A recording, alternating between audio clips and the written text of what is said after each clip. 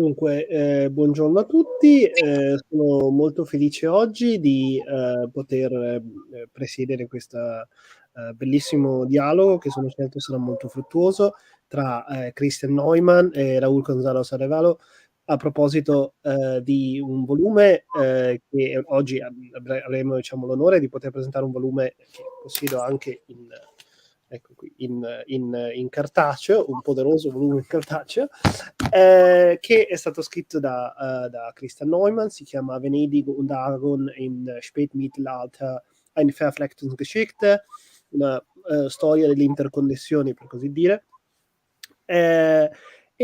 Questo volume ha il grande pregio di toccare un tema quale quello della presenza di Venezia e delle relazioni di Venezia con il Mediterraneo occidentale, che mi permetto di dire è stato non molto trattato, e sono molto felice che oggi a discuterne ci sia Raúl González Arevalo, che ha molto contribuito a rinvigorire l'interesse per quell'area del Mediterraneo e per la presenza veneziana nel Mediterraneo occidentale. Il dottor Neumann, Christian Neumann, ha una brillante carriera, ha studiato all'Università di Bochum, dove ha studiato storia e lingue romanze tra il 2004 e il 2010, è stato anche in scambio all'Università di Padova e successivamente ha vinto una lunga serie di premi, e questo volume, pubblicato con una casa editrice prestigiosa, è di fatto la messa in volume della sua tesi di dottorato, che avremo l'onore e il piacere di discutere oggi. Allora, per quanto riguarda invece le modalità operative, come al solito il seminario avrà una prima parte nella quale ci sarà questo dialogo tra Christian e Raúl González, e successivamente avrete l'opportunità di di presentare, insomma, le vostre domande. Potete commentare la nostra diretta Facebook, potete commentare il video su YouTube, e oppure potete inviare un'email a deputazionevenezia@gmail.com e chiedere, e vi invito a farlo, eventualmente di partecipare anche in persona.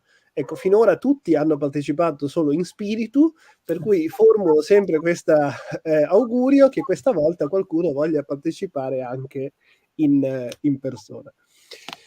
So I'm very glad today to be able to present Christian Neumann and Raúl González Arevalo in dialogue about a book about Fanning and Oregon in the late Middle Ages, history of interconnections between 1280 and 1410.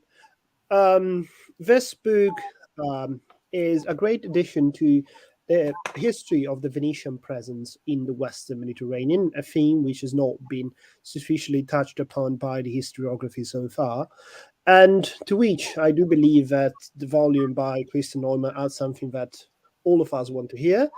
And I'm very glad today that the other speaker in dialogue with Christian will be Raúl González, who is leading scholar on the Venetian presence in the Western Mediterranean and a professor at the University of Granada. As for Christian, he has studied at the University of Bochum for his BA and MA. He has also been an exchange student at the University of Padua, and he has won a string of scholarship and awards. And afterwards, he has completed a PhD, which has become this volume published by Brill, which I encourage all of you to read. As for the organizational aspect of today, you are free to pose your question by either commenting our Facebook streaming, or you can also comment on YouTube if you prefer. Also, you can send us an email at deputazionevenezia@gmail.com, and in which case you may also participate in persona and not just in spirit. You can also participate, attend in person, and manifest yourself on the screen, which I always encourage people to do, but none has done so far. So this could be a breakthrough. And so without any further ado, the floor is yours, Christian and Raúl. Grazie mille Nicola, sono veramente felice di poter partecipare a questa edizione di Venice in Question.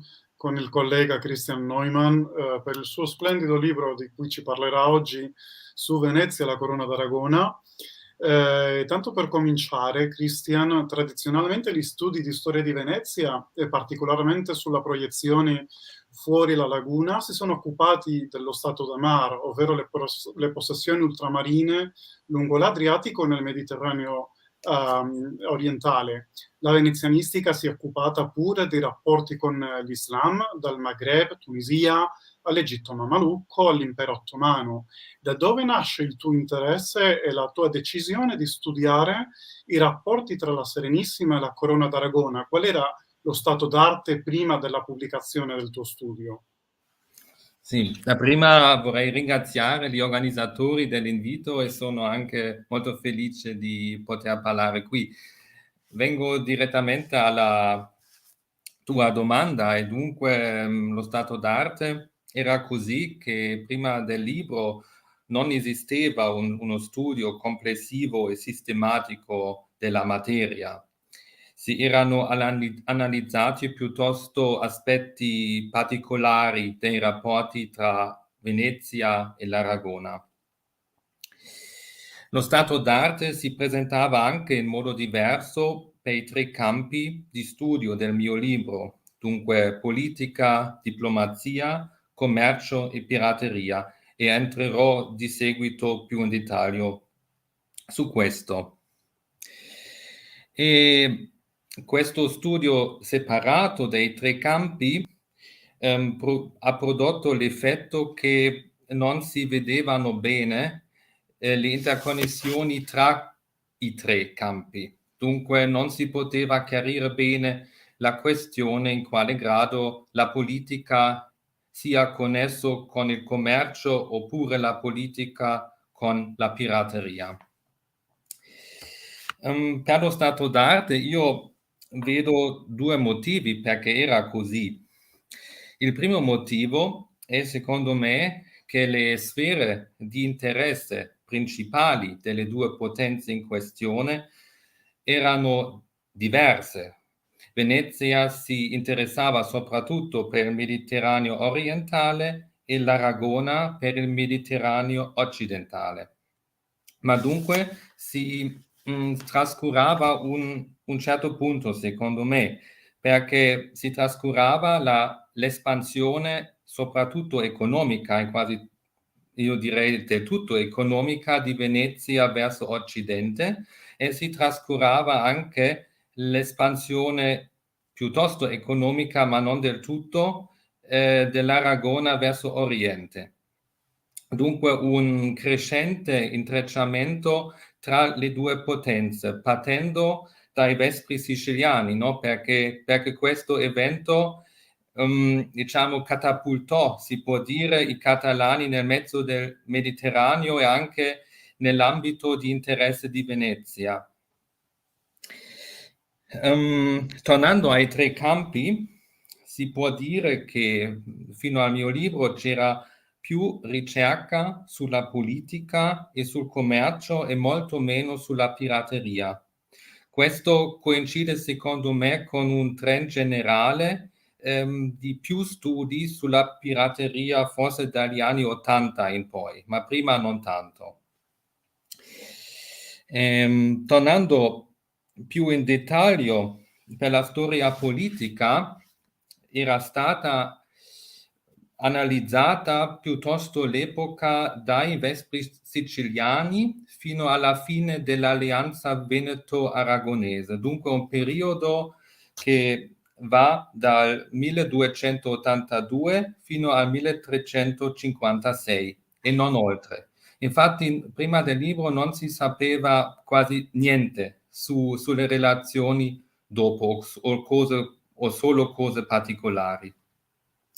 E gli episodi studiati in dettaglio erano proprio i Vespri siciliani un po', la Compagnia Catalana in Oriente, la guerra di Ferrara del 1308, infatti anche l'alleanza come evento singolare importante, ma con una notevole lacuna tra 1352 e 1355, una lacuna che infatti non si può spiegarla bene, no? Perché c'è una ricca documentazione e manca un po' la spiegazione. Per il commercio il quadro si presentava così che, a eccezione degli anni della crisi protezionista tra Venezia e il re Martino I intorno al 1400, non c'erano studi complessivi, no? del commercio tra Venezia e l'Aragona. Infatti, i studi esistenti si concentravano su singole città o singoli regni, e con chiare attribuzioni anche cronologiche. Per esempio, Maiorca nel 300 e non tanto oltre, o Barcellona e Valenza al 400, ma non prima. dunque mancava sempre un po'. E inoltre c'era poco sul commercio privato veneziano e molto più su quello statale, che non si spiega neanche per la ricchezza dei fonti disponibili. C'era quasi niente sui catalani a Venezia e pochi studi sui consulati di entrambe le parti nelle aree dell'altra. E infine, per concludere questa domanda, sulla pirateria ho già detto c'era abbastanza poco ricerca, no? Ma con alcune eccezioni, per esempio libri di Emily Somatai e Irene Cartele, a cui sono ricorso molte volte per i miei studi.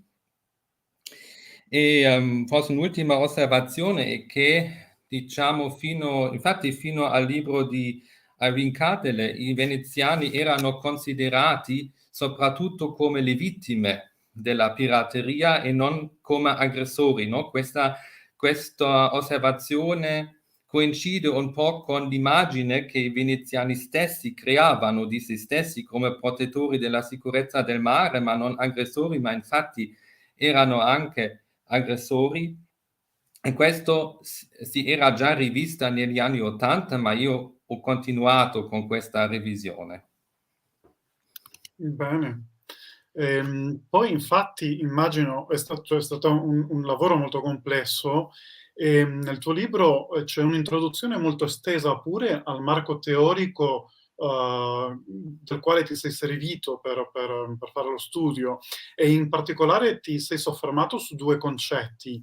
Il primo, Verflechtung, equivalente dell'entanglement in inglese, che potremmo tradurre un po' come interconnessione, cioè il modo in cui si è legati in rapporti stretti in un modo intrinseco.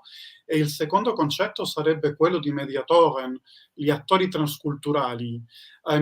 Forse sarebbe interessante che tu spiegassi in che modo sono stati decisivi per raggiungere nuovi risultati nel marco dei rapporti veneto-aragonesi.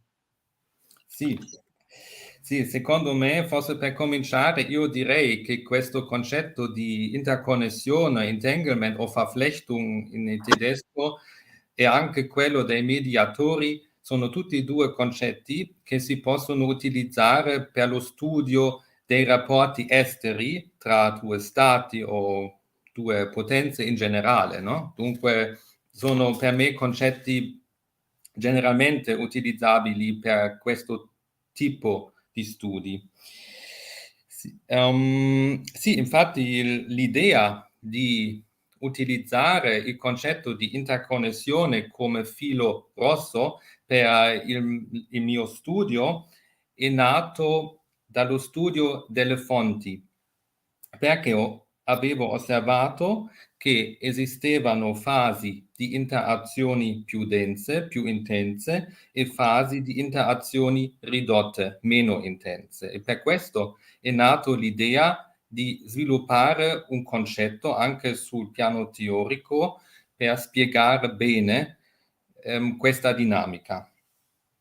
E parlando della dinamica, si deve distinguere una dinamica generale dei rapporti, dunque parlando in generale come si sviluppavano i rapporti tra Venezia e l'Aragona, ma si deve anche volgere lo sguardo ai singoli campi, perché nei singoli campi la dinamica può essere molto diversa e anche un po' contraria, ma vediamo forse in avanti più chiaramente che cosa intendo dire.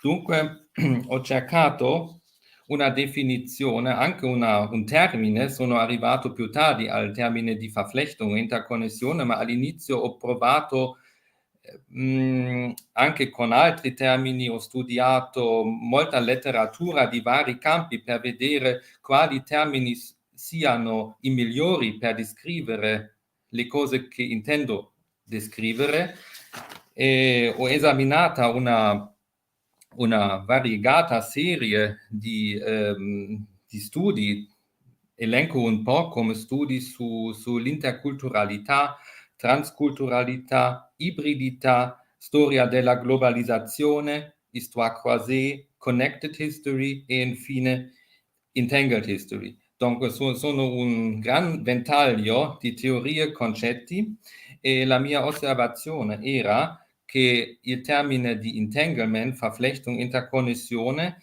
è un termine molto usato in tutte queste teorie, ma insomma finora non era ben definito, era forse più un concetto preinteso che tutti intendevano, ma io volevo definirlo meglio, chiaramente, anche per il mio caso. E dunque sono arrivato a una definizione che leggo.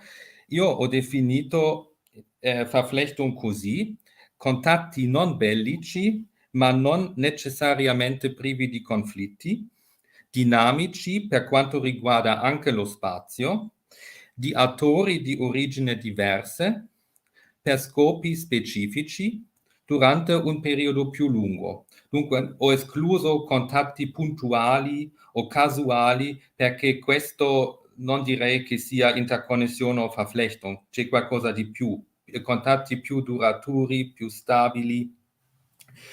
E quando esiste l'interconnessione possiamo parlare di relazioni o rapporti tra due potenze, e possiamo parlare di connettività diplomatica, commerciale.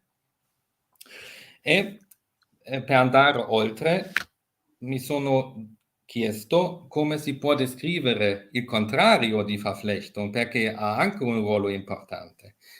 Quello ho chiamato Entflechtung, un termine finora non tanto usato in tedesco come Verflechtung, e credo anche che sia lo stesso forse per l'italiano o l'inglese, e che si può tradurre forse in italiano come sconnessione o disintegrazione, perché vuol dire la riduzione quantitativa e o qualitativa dei rapporti già esistenti. Dunque, affinché avvenga la sconnessione ci deve essere già la connessione. Dunque questi concetti sono molto collegati tra di loro. E in questo contesto, dunque, mi sono anche chiesto sulle continuità o discontinuità nelle relazioni tra le due potenze, su punti di svolta e anche sugli elementi dirompenti, no? Che turbavano le relazioni. Dunque, tornando adesso alla seconda parte della tua domanda sui mediatori, vorrei dire che ho utilizzato in generale un approccio che mette in evidenza gli attori storici, dunque actors. In tedesco si dice acteurszentriert, dunque un approccio centrato sugli attori. Dunque ho dato più peso all'elemento individuale delle relazioni, non solo istituzioni, trattati come prima anche nell'Ottocento, Novecento, ma ho messo in rilievo gli attori stessi. E infatti è emerso un campo multiforme tra attori statali e privati, e anche una zona grigia in mezzo. E questo ho fatto anche per raccogliere materiale per la mia analisi delle reti sociali.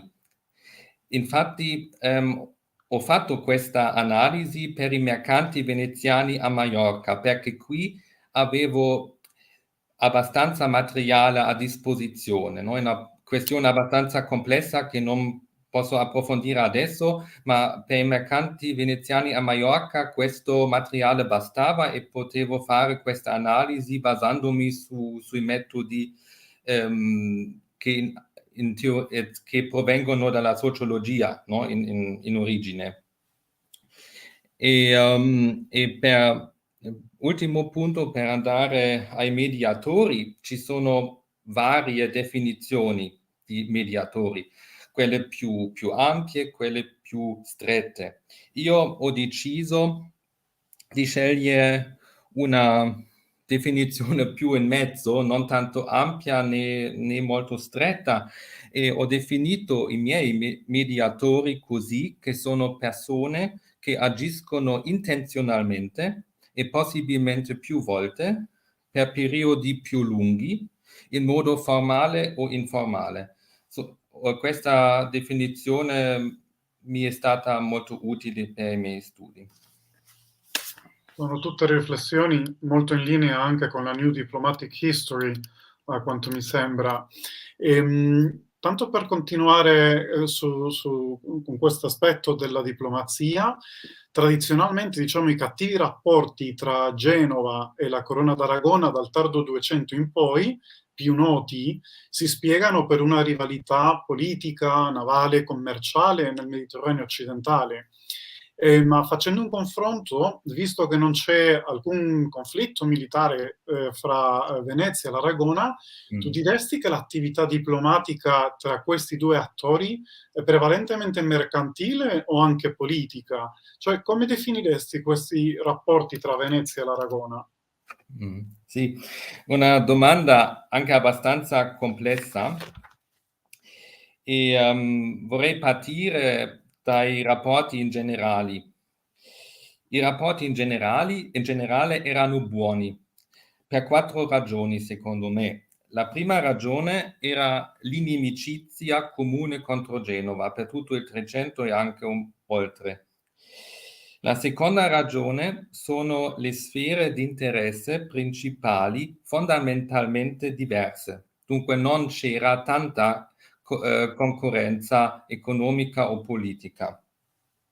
E la terza ragione sono contatti o vincoli economici al reciproco vantaggio. Questo è anche un aspetto importante.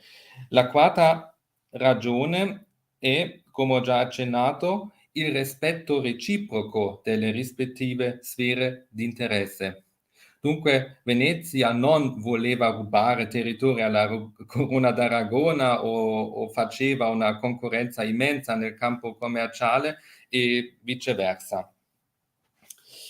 E queste relazioni si devono immaginare su vari livelli, non solo sul livello statale tra il governo, ma anche su livelli subordinati. C'erano anche le relazioni sul livello dei regni, almeno per la Corona d'Aragona, no? I singoli regni che avevano anche rapporti particolari con la Serenissima, anche le città della Corona d'Aragona che avevano anche rapporti speciali con la città di Venezia o anche i domini veneziani, e cioè all'ultimo livello si deve parlare dei sudditi, che vediamo più in seguito, che sarà un problema nel campo della pirateria, ma insomma abbiamo diversi livelli di rapporti che tutti agiscono insieme. Insomma, si può dire che nonostante tutte le crisi, tutte le tensioni e tutta la pirateria che esisteva, le relazioni erano robuste e solide e si può davvero parlare di un'amicizia tra le due potenze. E questo, secondo me, dava stabilità al Mediterraneo, dove erano già tante guerre in corso durante il 300. Paradossalmente, ma parliamo di questo più tardi, c'era tanta pirateria e dunque si può dire che amicizia e pace non erano lo stesso, paradossalmente. Dunque mi hai chiesto sulla relazione tra politica e commercio. Questa è una domanda complessa e vorrei partire con le linee generali. Per Venezia si può dire che la Repubblica seguiva una linea politica motivata dall'economia. Venezia voleva promuovere il proprio commercio nei territori della Corona d'Aragona attraverso privilegi, attraverso agevolazioni fiscali e anche attraverso la riduzione o addirittura l'eliminazione della pirateria da parte dei catalani. Per l'Aragona la cosa era un po' diversa, perché la Casa Reale d'Aragona non seguiva una politica 100% economica come Venezia lo faceva. Per loro importavano anche obiettivi politici, territoriali e dinastici. Questo si vede benissimo per quanto riguarda la Sicilia e la Sardegna. Dunque c'erano un po' altri motivi, ma vorrei solo aggiungere brevemente che i re aragonesi avevano sì una buona percezione dell'economia e capivano anche i meccanismi, ma non perseguivano una politica come Venezia, che era molto indirizzata all'economia. Dunque, anche indagando la relazione tra politica e commercio, secondo me, si deve guardare allo scambio delle legazioni diplomatiche tra le due potenze e anche di nuovo alleatori, no? Agli actors, agli ambasciatori, procuratori che di fatto formavano le ambasciate. Si può dire che c'erano molto più ambasciate dirette da Venezia ad Aragona. Un 80% di tutte che ho contato andava da Venezia all'Aragona. E perché? Perché io vedo due motivi per questo. Il primo è che c'era il traffico regolare delle galere di Fiandra che portavano anche ambasciatori a Maiorca e da lì a Barcellona, Valenza, dove volevano. La seconda ragione è che Venezia voleva negoziare di più per vari motivi, per avere privilegi di commercio e per avere risarcimenti di danni patiti per pirateria. E ovviamente la corte aragonese non aveva tale spinta, no? di entrare talmente in contatto con Venezia. E a livello prosopografico la cosa diventa ancora più complessa ma anche più interessante, perché infatti se si fa la domanda sulla connessione tra politica e economia, ho indagato se gli ambasciatori di tutte le due parti commerciavano anche nell'area dell'altra parte. E sono arrivato ai risultati seguenti, interessanti secondo me, che contraddiscono un po' l'opinione comune che Venezia era uno stato, diciamo, di marchand, di mercanti. Dunque, per Venezia, se si guardano tutte le ambasciarie dirette all'Aragona, solo un 20% degli ambasciatori aveva se stessi legami commerciali con l'Aragona, dunque la maggior parte no. Ma adesso abbiamo due eccezioni. A una arriverò più tardi parlando di Maiorca a parte. E l'altra eccezione è che quando c'erano situazioni critiche, Venezia utilizzava preferentemente persone che avevano contatti personali con la corte aragonese. Dunque, qui valeva un'altra regola. E per l'Aragona, infatti, la cosa è molto diversa, perché tutti gli ambasciatori dei re aragonesi non avevano attività commerciali nell'area veneziana. Secondo me questo si spiega per il meccanismo di reclutamento dei ambasciatori, perché tutti provenivano dall'entourage dei re, dunque non erano mercanti e dunque non avevano contatti commerciali con l'area veneziana. Bene, hai nominato diverse volte Maiorca, forse non tutti coloro che ci sentono sanno il fatto che il Regno di Maiorca fu indipendente dal 1276 al 1347, governato da un ramo minore della Casa di Barcellona, che fu frequentemente in conflitto con il ramo principale, il cui obiettivo fu sempre sottomettere l'arcipelago ai suoi interessi.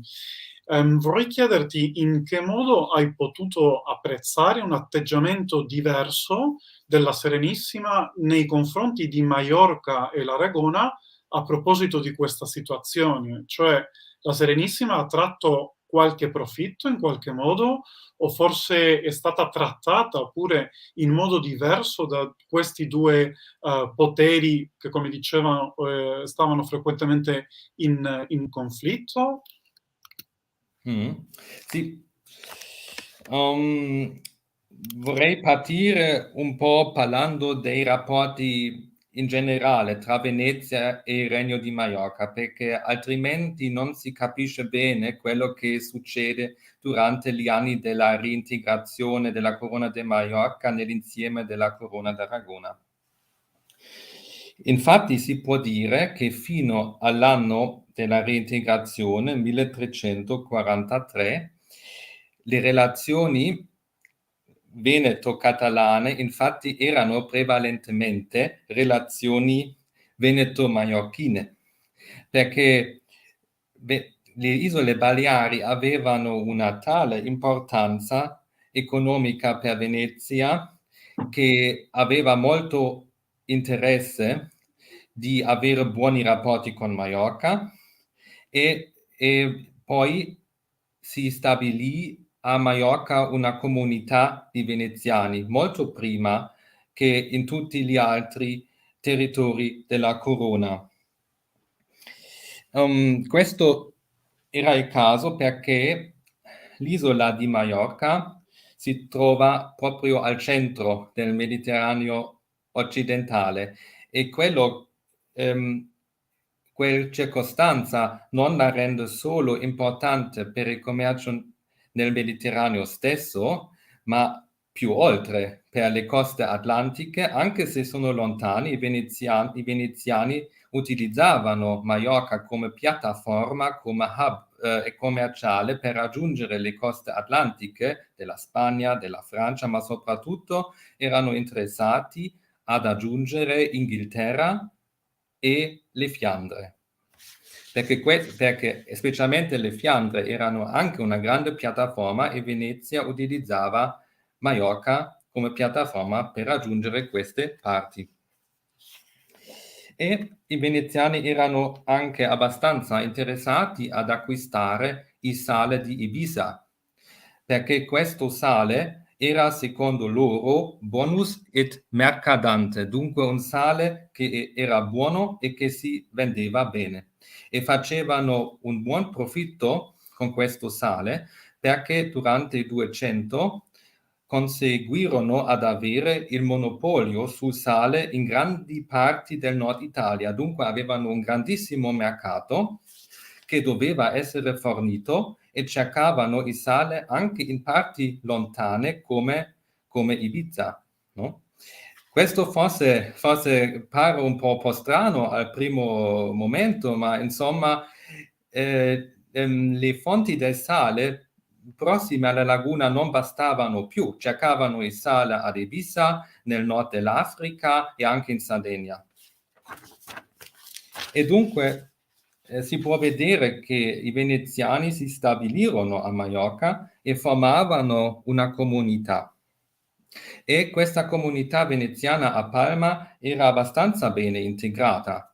nella società maiorchina. Questo si vede per esempio attraverso le numerose concessioni della cittadinanza maiorchina ai veneziani, prima del 1343.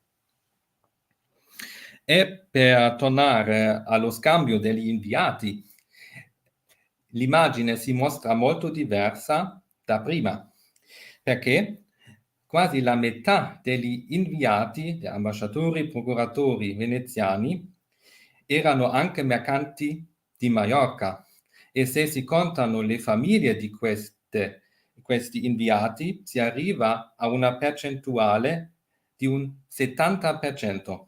Dunque, se guardiamo le legazioni diplomatiche Maiorca, possiamo dire che abbiamo una grande coincidenza tra interessi privati commerciali e interessi statali commerciali. Questo non valeva in tal grado per la Corona d'Aragona nel suo insieme, come ho spiegato prima.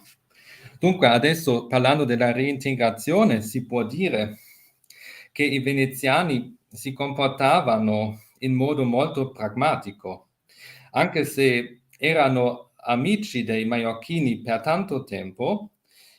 Infatti non facevano nulla per impedire a Pietro IV di prendere le isole Baleari, infatti si allearono con lui, e c'era anche un mercante veneziano che diede sostegno finanziario al re per finanziare la guerra contro il Regno di Maiorca. Dunque si può dire che i veneziani intendevano di schierarsi già anni prima della conclusione del conflitto con la parte che credevano vincerebbe il conflitto. E infatti era così, e dunque potevano continuare senza pausa, senza interruzione, le loro attività commerciali a Maiorca. Bene, infatti vediamo come commercio e diplomazia si intrecciano in un modo molto interessante. Andando ora al commercio, come lo definiresti? Cioè, questi scambi commerciali tra l'Aragona e Venezia, o tra Maiorca e Venezia, secondo quello che vorrai focalizzare, quali sarebbero i tratti più interessanti? Uno scambio equilibrato oppure c'è uno squilibrio nella bilancia commerciale? Sì, parlando dei tratti più interessanti, ho pensato di rilevare 3 cose, e vorrei cominciare dallo sviluppo del commercio in generale. Si può dire che fino al 1375 più o meno, le isole Baleari erano il punto veramente centrale per Venezia. Da quell'anno in poi Venezia espanse il suo commercio anche ai territori di terraferma in modo più rilevante. Esisteva già prima, ma c'era una netta intensificazione del commercio. Per il commercio catalano la cosa è un po' diversa, perché abbiamo primi contatti a Creta, a Venezia, già intorno all'anno 1300. Ma insomma questi contatti non erano talmente intensi come i contatti dei veneziani con le Baleari, ma esistevano comunque. E non stupisce, secondo me, che i pionieri del commercio catalano con Venezia erano proprio i maiorchini. Questa è anche una cosa che prima del libro non si sapeva tanto bene, ma adesso si può dire che anche viceversa le relazioni strette con Maiorca funzionavano, e troviamo un numero considerevole di maiorchini a Venezia, anche nei territori veneziani. Il secondo punto che volevo dire è che l'analisi delle reti sociali di cui ho già parlato ha rilevato che i veneziani erano quelli che gestivano il loro commercio, dunque come capi, possiamo dire, ma in questa rete erano integrati anche catalani e maiorchini. E in ruoli subordinati, ma dunque importanti comunque, perché molte volte erano trasportatori, dunque conducevano le navi per veneziani perché conoscevano bene le rotte in questione, anche fino alle Fiandre, davano garanzie per transazioni commerciali e infine erano anche a volte, ma non tanto spesso, anche soci commerciali con veneziani. Dunque c'era una salda e continua collaborazione nelle isole Baleari tra maiorchini e veneziani. E il terzo punto che ho già menzionato sono le mude veneziane. Per il periodo in esame, infatti, è piuttosto quella di Fiandra, no? Le altre vengono un po' più tardi, della Berberia di Egmort, ma per me contava molto quella di Fiandra. E si può descrivere questa muda come motore economico, che non era solo utilizzato dai veneziani stessi, ma anche dai maiorchini, dai barcellonesi e valenzani. Dunque, anche i mercanti dell'area di terraferma della Corona utilizzavano il servizio delle gallee veneziane, perché era un servizio attendibile e molto continuo. C'era una fase lunga di, non di rottura forse, ma di instabilità tra 1340 e 1380, sì, ma dunque era un servizio altrimenti molto, molto attendibile. Dunque, se mi chiedi sul commercio equilibrato, sì, anche una domanda complessa. In sostanza era così che i veneziani erano quelli che erano economicamente molto più potenti.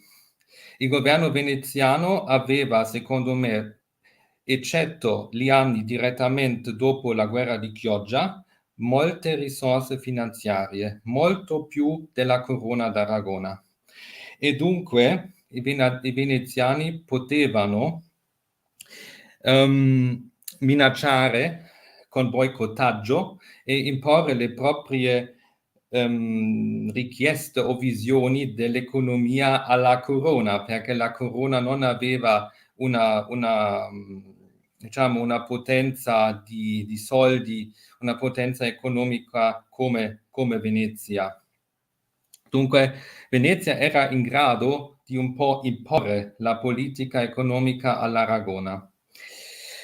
C'erano vari tentativi dei re aragonesi di cambiare questo, anche tentativi dei ufficiali a Valenza, Barcellona, Sardegna, ma alla fine Venezia sempre aveva successo di non concedere ai domande catalane, perché i catalani chiedevano equalitas, dunque l'uguaglianza nelle relazioni, ma Venezia infatti riuscì sempre a seguire una politica, diciamo, concentrata su di sé e anche una politica di protezionismo contro mercanti stranieri, inclusi i catalani. E la domanda di altri risarcimenti per l'economia si può dire che per la Corona d'Aragona valeva molto l'appoggio politico e militare di Venezia. Questo si vedeva soprattutto nell'alleanza, ma anche oltre, perché tutte le due potenze erano sempre un po' alleate in modo informale e Venezia faceva durante i Vespri siciliani con le campagne dei re per la Sardegna, anche per la Sicilia nel tardo 300, Venezia li sosteneva sempre e questo era comprato con privilegi fiscali, legali dai re aragonesi. Dunque abbiamo un commercio squilibrato, si può dire, che era così per tutto il periodo in esame. Ma infatti ti dirò che è una cosa che vediamo anche nella Corona di Castiglia, nel Mirato Nasride di Granada, questo commercio squilibrato a favore di Venezia. Senti, hai già parlato dello sviluppo di una comunità stabilita soprattutto a Maiorca, ma ti volevo chiedere se questo radicamento trova anche una mobilità sociale dei veneziani, come accadeva nei territori dello Stato d'Amar o in comunità importantissime come quelle del Sultanato Mamelucco d'Egitto. Sì, per quanto alle comunità, si può dire che quella di Maiorca era la più antica dei veneziani. Come ho già spiegato, i veneziani lì, secondo me, erano abbastanza ben integrati nella società maiorchina, quello che dimostra, tra l'altro, l'alto numero di concessioni di cittadinanza maiorchina. Per i catalani a Venezia se ne sa molto di meno. Si può forse presupporre che c'erano un quartiere catalano aragonese a Venezia, ma solo una ipotizzazione si può dire. Sì, dunque, ma secondo me c'erano forse alcune strade privilegiate dove vivevano i catalani maiorchini a Venezia.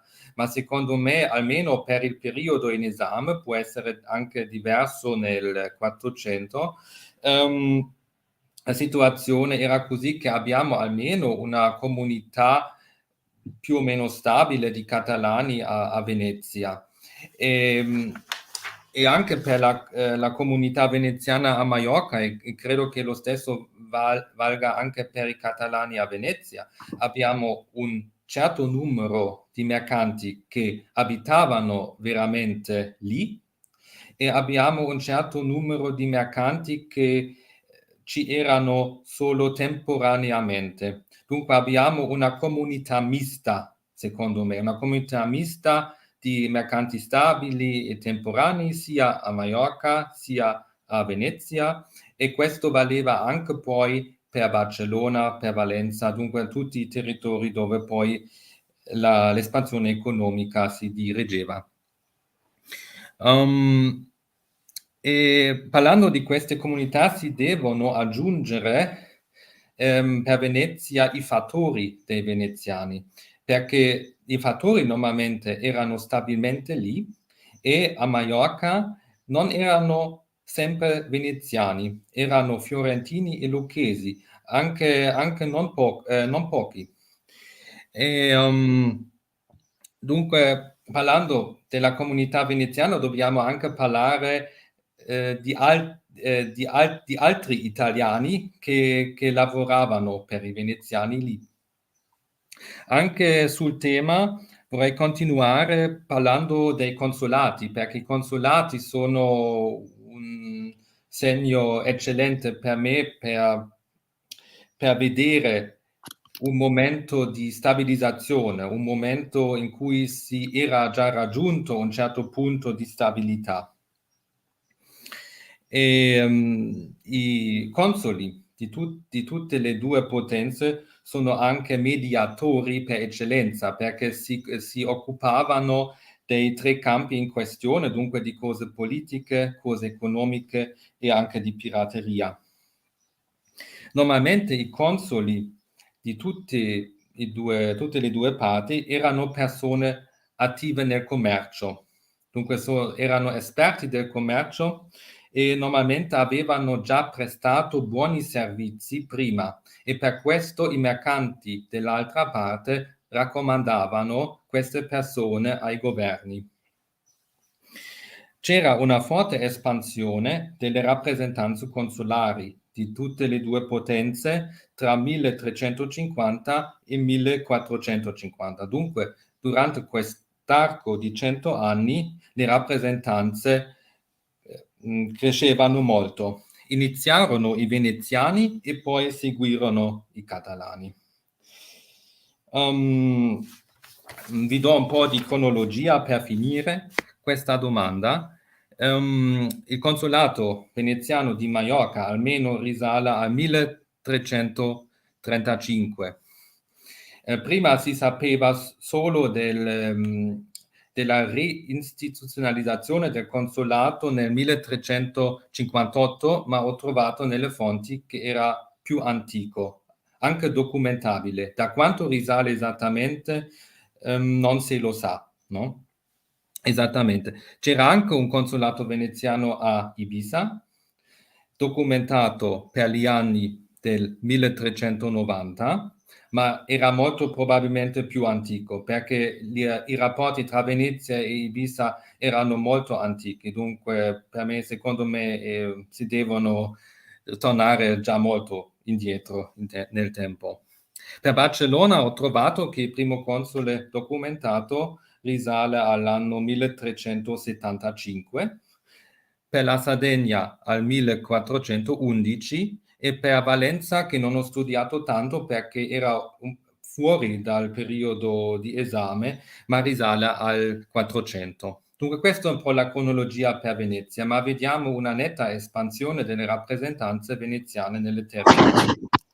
E per l'Aragona è così che abbiamo un consolato stabile a Venezia intorno a 1450, dunque molto più tardi dei consolati veneziani.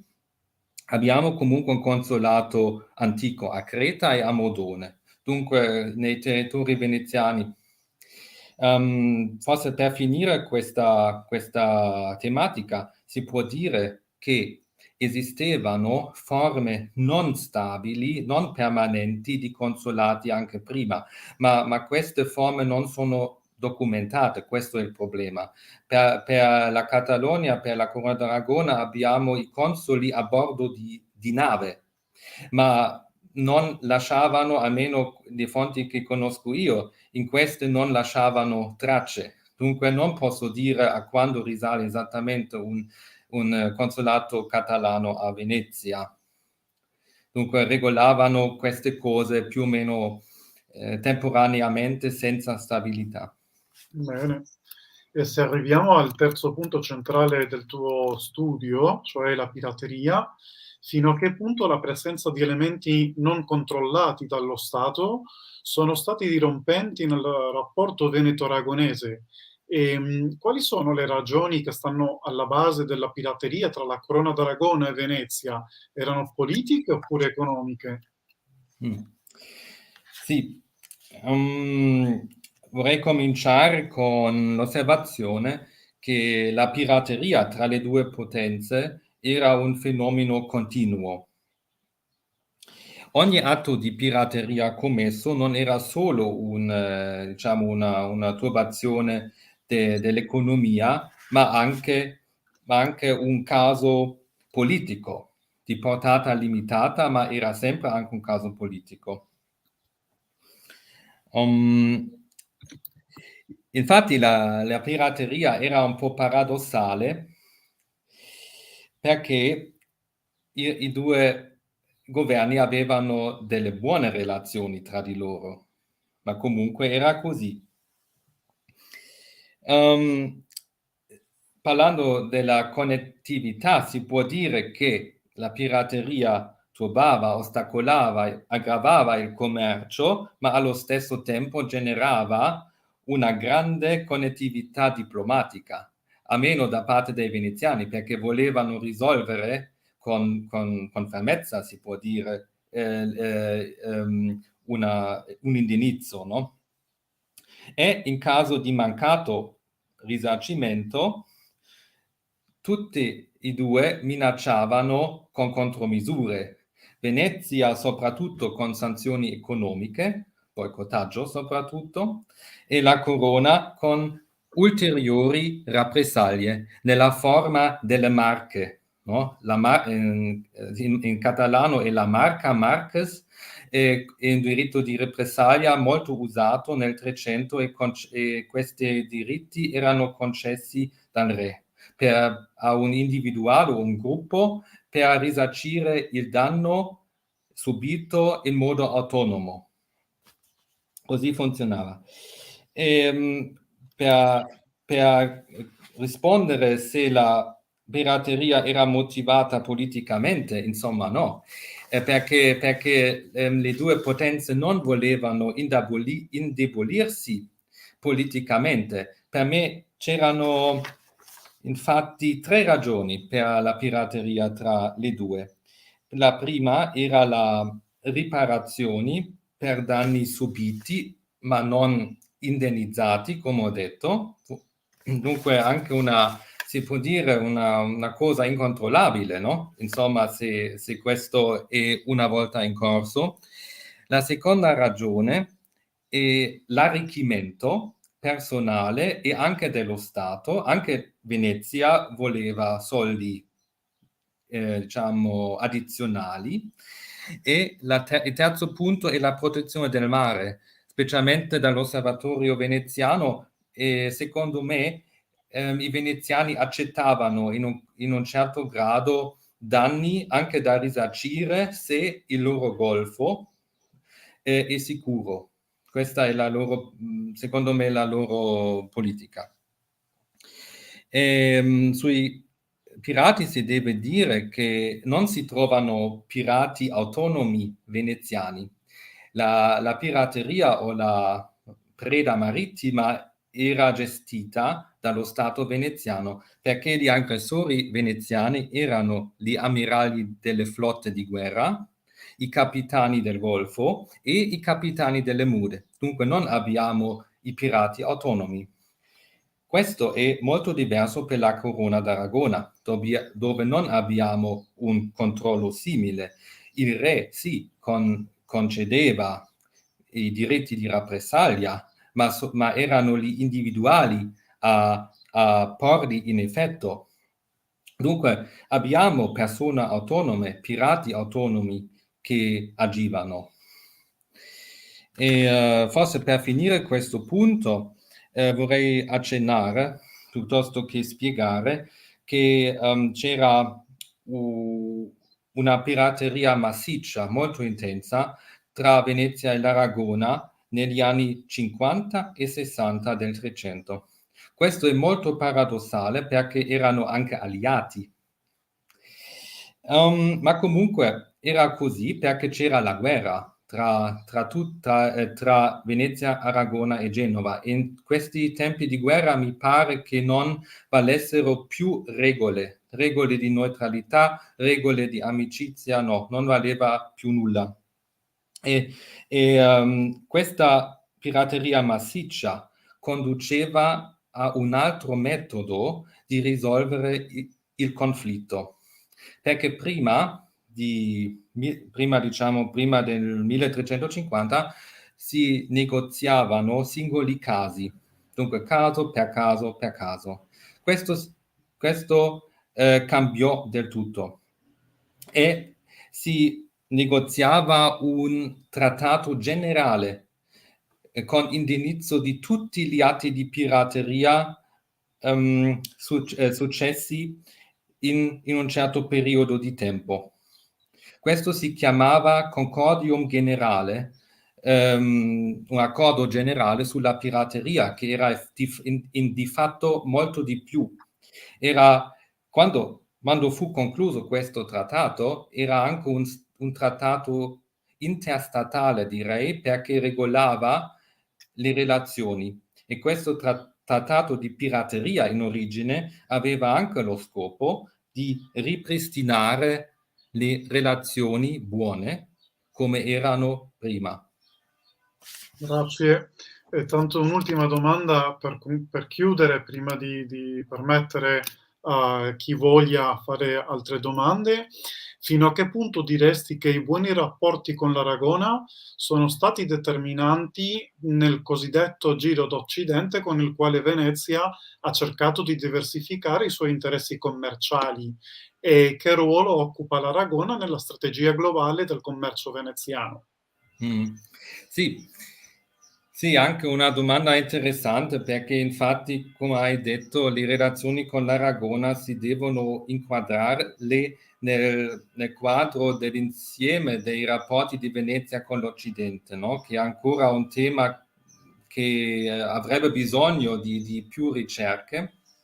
Io direi che la Corona di Aragona per Venezia è un interlocutore politico economico molto importante, perché infatti i territori della Corona aprivano a Venezia la via verso Occidente. Se si immagina forse lo scenario che le isole Baleari fossero chiuse ai veneziani, questo sarebbe per loro un incubo. Dunque per raggiungere non solo i territori dell'Aragona, anche i territori della Castiglia, del Portogallo, della Francia atlantica, dell'Inghilterra e delle Fiandre. Dunque Venezia, secondo me,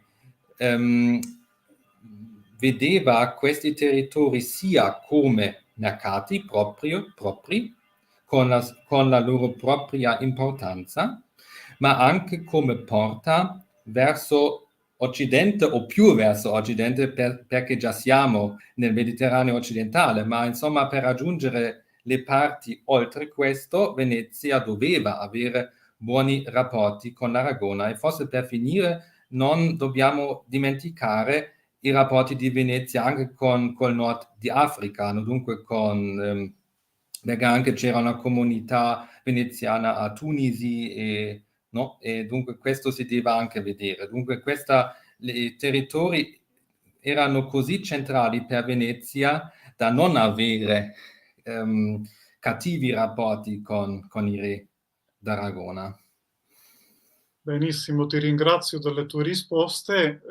Torno la parola a Nicola Carottenuto.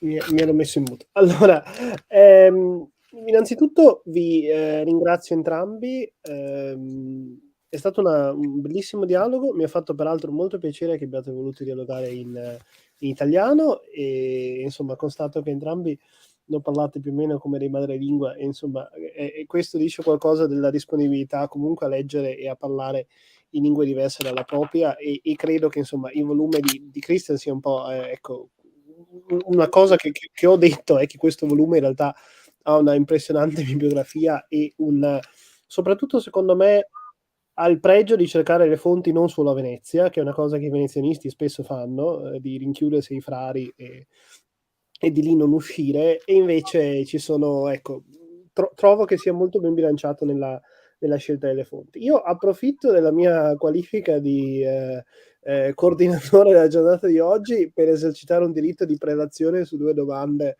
per Christian. Dunque, la prima domanda è essenzialmente come ti poni rispetto alla teoria di Eleanor Congdon sulla presenza veneziana nel Mediterraneo occidentale, cioè i veneziani sono lì, come dire, per usare il termine che ho usato prima, in spiritu, sono lì in persona, ci sono semplicemente agenti veneziani nel Mediterraneo occidentale o invece ci sono anche veneziani stabili, per cui questa comunità veneziana è una comunità, quella di Maiorca, ma anche oltre, è una comunità di transito. C'è un articolo sul commercio di transito e la Sicilia, quindi mi chiedevo, è un commercio di transito oppure ci sono comunità? Ecco, questa era la prima cosa che ti volevo chiedere. Sì, secondo me ci sono delle comunità, almeno la comunità di Maiorca, secondo me, era considerevole. Il problema sta nel fatto che non si può quantificare esattamente quanti veneziani fossero davvero a Maiorca. Dunque, questo non posso dire esattamente, ma secondo me le concessioni della cittadinanza sono un buon indizio che c'erano veneziani stabiliti solidamente a Maiorca. Certamente c'erano mercanti che erano lì solo temporaneamente, sì, sicuramente, e c'erano anche i fattori non veneziani, ma secondo quello che vedo nei fonti c'era una comunità stabile, almeno a Maiorca. Per le altre città della Corona d'Aragona le informazioni sono meno parlanti. Troviamo mercanti veneziani a Barcellona, a Valenza anche, ma se la domanda è se questa comunità sia stata stabile, io credo che ci fosse una comunità stabile perché abbiamo le date precise dello stabilimento dei consolati, che per me sono segno di una comunità stabile che aveva bisogno di gestione, aveva bisogno di un rappresentante anche di fronte dei re, dei ufficiali regi, e dunque il problema sta anche, come nel caso di Maiorca, nel fatto che finora non si può quantificare esattamente quanti veneziani ci fossero. Forse sarà una cosa nel futuro, indagando più per il 400, perché io ho analizzato soprattutto il 300. Dunque Maiorca l'ho studiata abbastanza bene perché potevo anche farlo, perché c'erano tante fonti su Venezia e Maiorca che mi permettevano un'analisi approfondita di questo commercio. Per Barcellona i rapporti cominciano più tardi, no? Tardo 300. Per Valenza sono rapporti che cominciano nel tardissimo 300, ma almeno di cui ho mostrato gli inizi. Io secondo me per il 400, studiando anche le fonti a Barcellona, a Valenza e anche a Maiorca, ovviamente anche per il 400, si dovrebbero trovare più tracce di veneziani generali e forse anche informazioni su veneziani stabili in questi luoghi. Ma per finire, io parto dalla convinzione, anche basata sui fonti, che c'erano, con una cronologia diversa, c'erano comunità stabili di veneziani in tutte queste città, no? Ma solo con diciamo una distribuzione cronologica diversa, ma con lo stesso meccanismo. Il meccanismo, secondo me, non era diverso, nel senso quella comunità composta di stabili, temporanei e anche terzi che svolgevano il commercio nel nome dei veneziani. Grazie mille. No, hai assolutamente ragione. Io sto cercando di venire a capo dei corrispondenti veneziani nel Datini e l'impressione che ne ho ricavato più o meno è la stessa. E quindi credo sia assolutamente un'intuizione corretta. Purtroppo, come dicevi tu, il tuo libro che apre la strada, spero seguiranno anche diciamo sempre più pubblicazioni su questo tema. Raul recentemente se n'è occupato e ho visto che è stato finalmente adesso insomma è disponibile anche per il pubblico italiano l'edizione del libro di conti della compagnia Torralba, che è anche molto interessante per un periodo leggermente posteriore a quello di cui stiamo parlando oggi, però comunque diciamo negli anni 30 del 400 già vediamo intensa correlazione tra la Catalogna e l'Italia. Quindi mi chiedevo, in realtà la seconda domanda che ti volevo fare è: abbiamo parlato, perdonami per queste domande sul lato commerciale, che però diciamo è quello su cui qualcosa molto poco conosco. Ti volevo chiedere che tipo di merci e che tipo di navi troviamo. Immagino lana, però ecco, a parte la famosa lana di San Matteo e diciamo il meccanismo dell'arrivo della lana, mi chiedevo quali fossero le altre merci che si muovono, quali tipi di imbarcazioni, e se ci puoi parlare un po' di più del naviglio privato, che è un tema che io trovo molto affascinante. Sì, anche domande interessanti. Infatti, concentrandomi piuttosto sulle strutture, anche sugli attori, devo dire che non ho indagato in modo sistematico il trasporto di merci, e anche non è neanche prestato tanta attenzione alle navi, devo dirlo in anticipo, perché sarebbe una cosa che si potrebbe fare anche in futuro in modo più sistematico. Io ho partecipato qualche anno fa a un convegno al Centro Tedesco di Studi Veneziani sul commercio del vino. E qui ho parlato sul commercio del vino tra veneziani e catalani.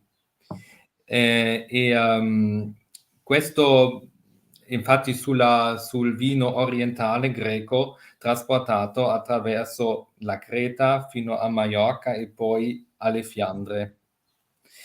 Dunque il vino importava anche, non era prodotto nei territori catalani, aragonesi, ma era una merce trasportata dall'Oriente fino a Maiorca, anche con navi di maiorchini, di catalani, anche di altri che conoscevano questa rotta, dunque non veneziani, no? che comunque trasportavano le merci dal Mediterraneo orientale a Maiorca e da lì oltre.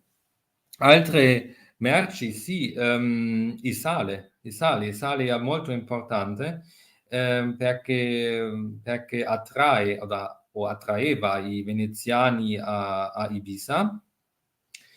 Maiorca stessa, si deve dire che l'isola per sé, secondo me, non offriva nulla o poco per Venezia come luogo di produzione. Per Venezia era piuttosto una piattaforma, ma l'isola aveva un costante grande bisogno di grano. Dunque, i veneziani che andavano alle Baleari spesso portavano grano o cereali per venderli lì. Dunque abbiamo uno scambio. I veneziani che vengono da Venezia o dai territori veneziani normalmente portavano grano e oggetti di lusso, dunque cose più elaborate alle isole Baleari. E lì compravano merci come la lana, soprattutto nel 400, la lana che proveniva anche dall'Aragona, dall'entroterra della regione di Valenza, ma è un prodotto che secondo me nel 300 non aveva una tale importanza. Anche Valenza come centro non tanto, perché Valenza visse un forte incremento dell'economia a partire dall'anno 1400 più o meno, e poi i veneziani proprio arrivarono lì nel primo momento della partenza dell'economia, ma qui importava molto la lana. E a Maiorca compravano merci che provenivano anche dall'Africa settentrionale. Io mi ricordo che compravano lì pelli dalla Berberia, e anche metalli che secondo me dall'interiore dell'Africa anche. Infatti i prodotti che arrivavano nei porti dell'Africa nord-occidentale, che poi venivano a Maiorca e compravano proprio questi prodotti lì, come un grande scambio di cose. Dunque, infatti, per finire, si può dire nel 300, secondo me, un viaggio tipico veneziano è caricare grano o anche vino proveniente dalla Creta, spesso, ma non solo, e altri oggetti preziosi dell'Oriente, e andando così a Maiorca, a Palma o a Ibiza, vendere le cose lì o depositare le cose lì per il trasporto ulteriore verso le Fiandre o Inghilterra. E poi tornare da lì con sale e con i prodotti che venivano da altre parti del Mediterraneo occidentale a Maiorca, perché infatti Maiorca aveva buonissimi rapporti con tutte le coste, sia cristiane sia musulmane. Forse se per finire con le navi, buona domanda, secondo me è così che per le mude si utilizzavano le galee. Mi ricordo solo in casi eccezionali che si utilizzavano navi tonde, no? Come cocche. Solo in casi eccezionali. Dunque, quando si parla delle mude, si parla di galee.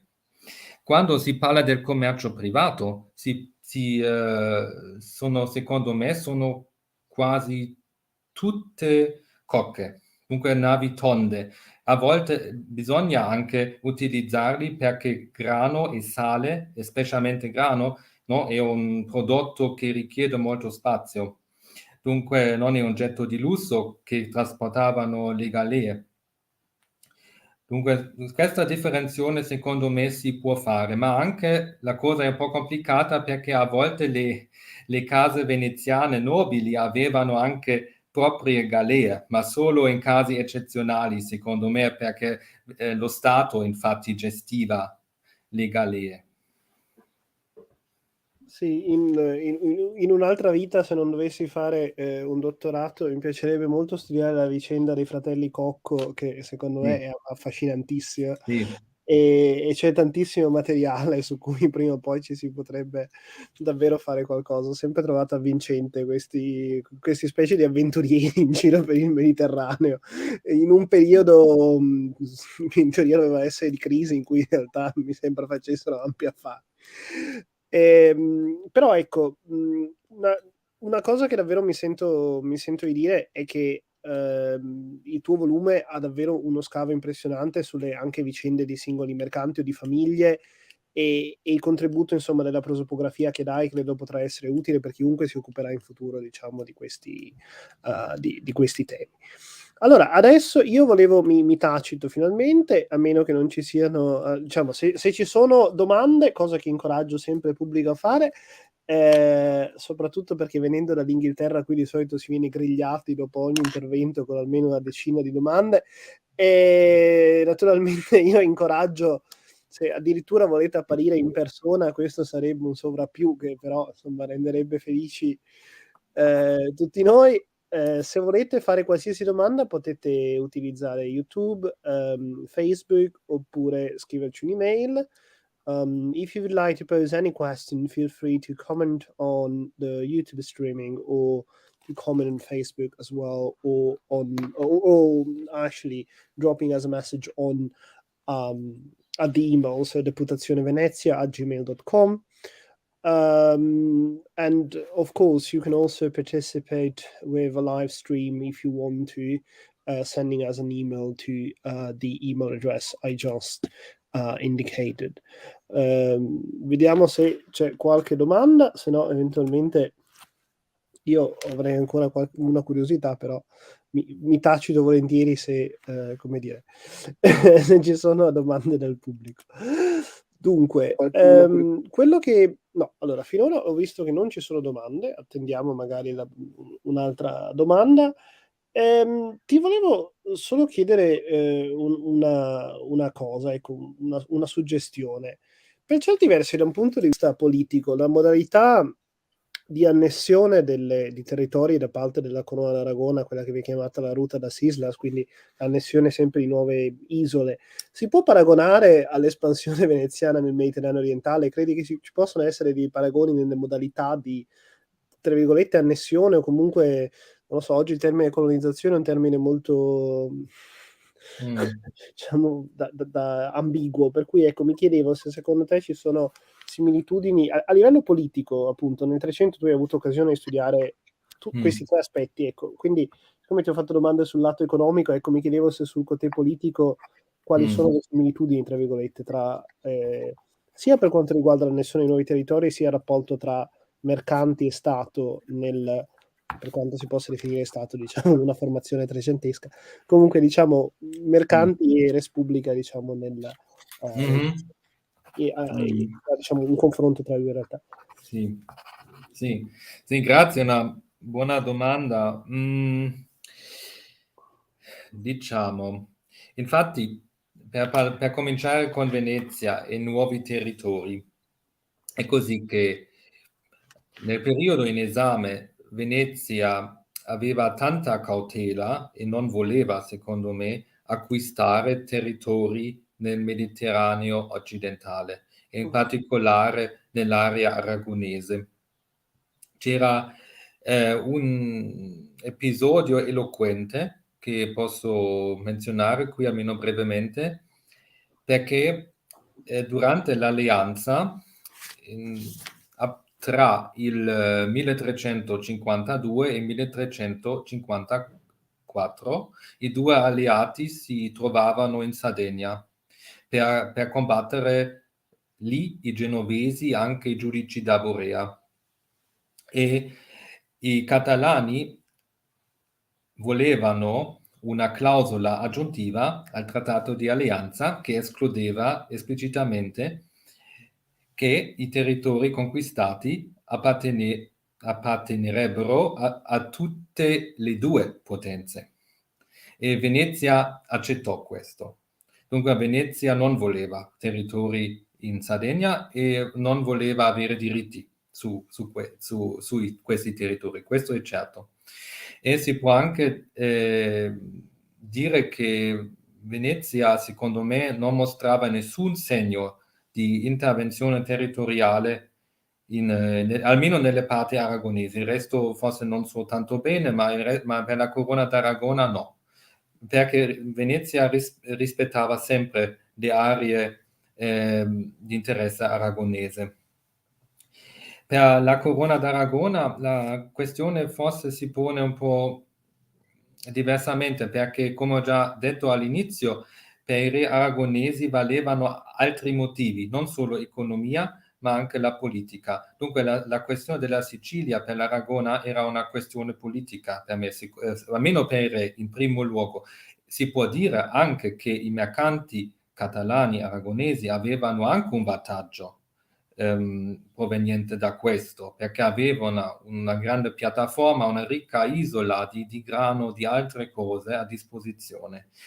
Per questo no, è nata l'idea della Ruta de las Islas, ma secondo me, secondo quel che sappia io, c'è l'ipotesi che i mercanti catalani, barcellonesi soprattutto, spinsero o spingevano sempre i re a intervenire anche in modo economico.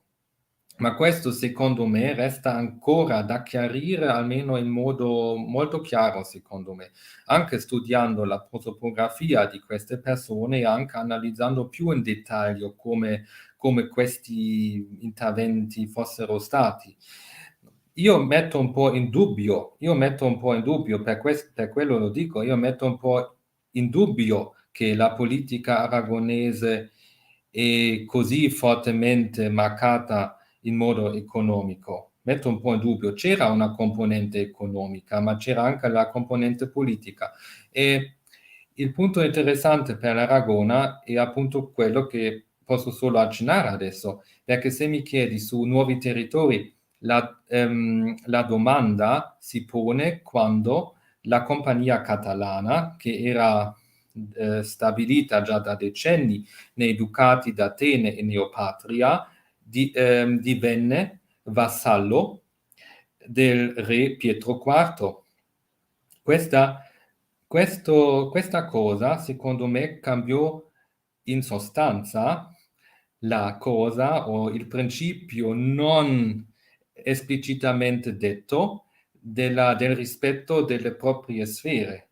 E ho scritto su questo episodio anche nel libro e si vede che Pietro IV è molto cauto con Venezia. Lui intende dare tutte le sicurezze a Venezia che lui non utilizzerebbe i suoi territori per conquistare altri o per ostacolare il commercio veneziano. Dunque, ma questo episodio è molto interessante, molto parlante anche secondo me, ma il problema è che il dominio aragonese sui territori è abbastanza effimero. Dunque non si può studiare bene come la cosa si avrebbe sviluppata, ma possiamo dire comunque che tutte le due parti cercavano sempre di mantenere le buone relazioni e di non minacciare l'altro in qualunque modo. Questo si può dire. Grazie.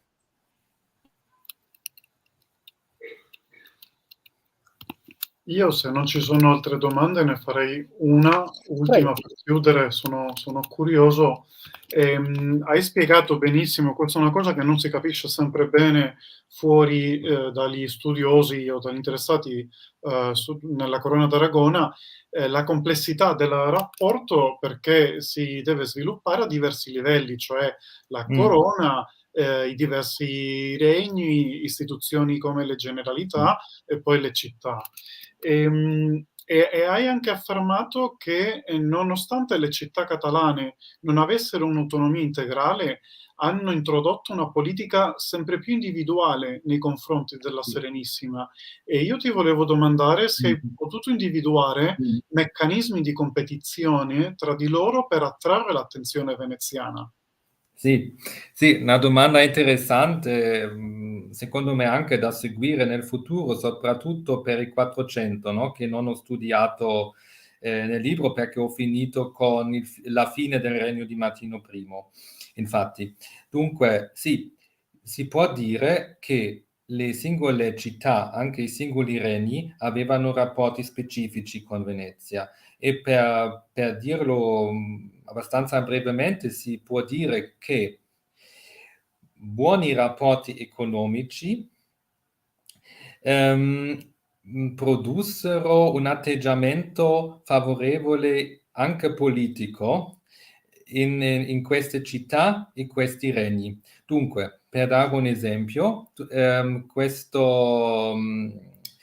la disputa del protezionismo durante Martino I, che voleva esigere anche ai veneziani un dazio speciale, che loro rifiutavano, si può osservare che l'isola di Ibiza, che da antico aveva buoni rapporti con Venezia e gli abitanti volevano vendere il loro sale, non chiusero il loro porto ai veneziani, non volevano riscuotere questo dazio.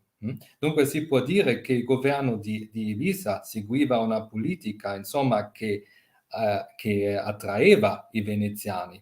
Invece la città di Barcellona, che in quegli anni vedeva un crescente numero di veneziani lì, senza dubbio, ma insomma non erano tanti così che il governo cittadino seguiva una politica favorevole ai veneziani. Volevano esigere il dazio, volevano anche spingere i veneziani fuori nel caso. Questa era la politica di Barcellona. Dunque, come detto, per Palma, per Ibiza era una cosa molto diversa e dunque abbiamo diversi attori che anche dentro la Corona d'Aragona agivano contro di loro. Abbiamo inviati delle isole Baleari che difendevano i veneziani, abbiamo inviati di Barcellona che non volevano i veneziani più, o almeno volevano il dazio, abbiamo inviati di Valenza che avevano anche un loro atteggiamento verso i veneziani, anche in quegli anni meno favorevole, ma si può dire anche quando c'erano più veneziani anche a Valenza, anche a Barcellona, la politica cambiava man mano. Dunque i catalani vedevano la ricchezza che portavano i veneziani lì, no? Perché le loro galere, il loro commercio era molto apprezzato e viceversa i catalani potevano vendere i prodotti o fungere da mediatori, da vendere prodotti provenienti da altre parti, ma insomma guadagnavano anche loro. Dunque questa interconnessione, secondo me, per finire, produceva anche un atteggiamento politico favorevole, e questa era la linea che i re aragonesi già seguivano da anni prima, perché vedevano già almeno negli anni 50 del 300 che la potenza economica veneziana era indispensabile per i loro territori, per questo facevano tutto per attrarre i veneziani e anche risolvere i casi di pirateria. Perfetto, allora grazie mille, vedo che non ci sono ulteriori domande, per cui ringrazio Christian e Raul Gonzalez per questo bellissimo dialogo, spero vi sia piaciuto e naturalmente credo di poter dire insomma a nome di Christian, se ci sono eventuali domande possono scriverti per email, credo, non penso Sì. che ci siano problemi, per cui insomma speriamo, ecco, l'idea di questo seminario è sempre di ospitare giovani studiosi e mostrare che la storia di Venezia non si ferma al XX secolo, ma che insomma continua e che c'è una nuova generazione che studia e che contribuisce agli studi su Venezia, compreso questo volume su un tema davvero, come si diceva all'inizio, molto poco studiato e che ha questi bellissimi riferimenti ad alcuni grandi problemi che la storiografia tedesca sta affrontando molto sapientemente, che invece certe volte la storiografia italiana sembra un po' mettere da parte. Però ecco, sono contento che questo volume metta assieme teoria e pratica. Quindi vi salutiamo per questa sera e ci rivedremo con il prossimo appuntamento di Venice in Question. Grazie, arrivederci. Sì, molte grazie, arrivederci.